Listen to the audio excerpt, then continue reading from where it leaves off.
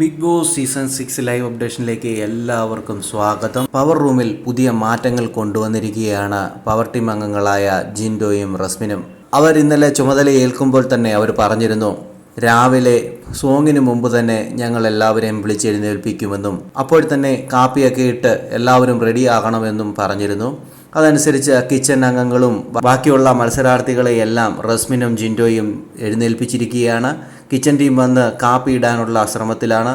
മറ്റു മത്സരാർത്ഥികളൊക്കെ ബ്രഷൊക്കെ ചെയ്ത് കുളിച്ച് റെഡിയാകാനുള്ള ശ്രമവും നടത്തിക്കൊണ്ടിരിക്കുന്നു. ഇങ്ങനെ പറയാനുള്ള കാരണമുണ്ട്. കാരണം രാവിലെ മോർണിംഗ് സോങ് ഇടുന്ന സമയത്ത് കുറച്ച് മത്സരാർത്ഥികൾ മാത്രമേ അവിടെ ഡാൻസ് കളിക്കാനായിട്ട് കാണത്തുള്ളൂ. ബാക്കി എല്ലാവരും അപ്പോൾ എഴുന്നേൽക്കുന്നതേ ഉണ്ടാകത്തുള്ളൂ.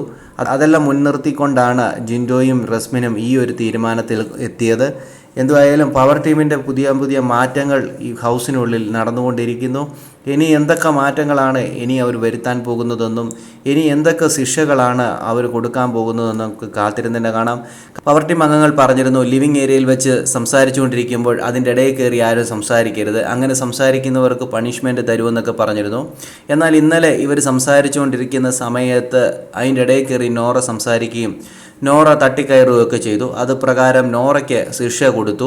ശിക്ഷ കൊടുത്തത് വെസൽ ക്ലീനിങ് ആണ്. 2 ദിവസത്തെ വെസൽ ക്ലീൻ ചെയ്യണമെന്നുള്ള ശിക്ഷയാണ് കൊടുത്തത്.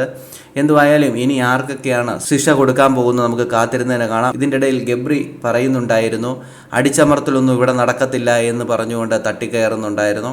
എന്തുവായാലും ഇനി വരും നിമിഷങ്ങളിൽ നമുക്ക് കൂടുതൽ വാർത്തകൾ അറിയാൻ സാധിക്കും. കൂടുതൽ ബിഗ് ബോസ് അപ്ഡേഷനായി ഈ ചാനൽ സബ്സ്ക്രൈബ് ചെയ്യാൻ മറക്കല്ലേ ഗൈസ്.